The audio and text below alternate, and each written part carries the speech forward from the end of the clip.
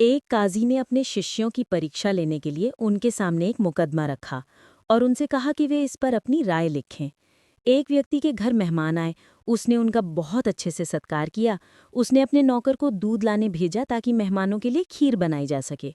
नौकर दूध का बर्तन सिर पर रखकर लौट रहा था कि अचानक ऊपर से एक चील गुजरी जिसके पंजों में एक सांप था। सांप के मुंह से जहर की कुछ बूंदें निकलीं और वे दूध में गिर गईं। जब मेहमानों ने खीर खाई तो वे सब मर गए। अब सवाल ये था कि दोषी कौन है।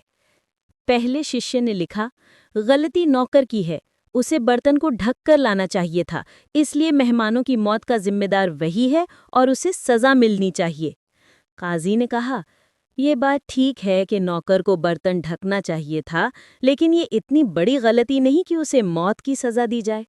दूसरे शिष्य ने लिखा, असली दोष घर के मालिक का है, उसे पहले खुद खीर चखनी चाहिए थी, फिर मेहमानों को खिलानी चाहिए थी। काजी ने ये तर्क भी अस्वीकार कर दिया। तीसरे शिष्य ने लिखा, ये तो एक संयोग इत्तेफाक की घटना है, मेहमानों की किस्मत में मरना लिखा था, इसमें किसी का दोष नहीं है। काजी ने कहा, ये किसी न्यायाधीश की सोच नहीं हो सकती। अगर जज हर मामले को तकदीर पर छोड़ देगा तो न्याय कौन करेगा। चौथे शिष्य ने कहा, सबसे पहला सवाल यह है कि ये पूरा दृश्य देखा किसने। किसने चील के पंजों में सांप देखा, किसने सांप के मुंह से जहर गिरते देखा। अगर ये दृश्य नौकर ने देखा तो वही अपराधी है, अगर घर के मालिक ने देखा तो वही दोषी है, और अगर किसी ने नहीं देखा तो जिसने ये कहानी गढ़ी है वही कातिल है।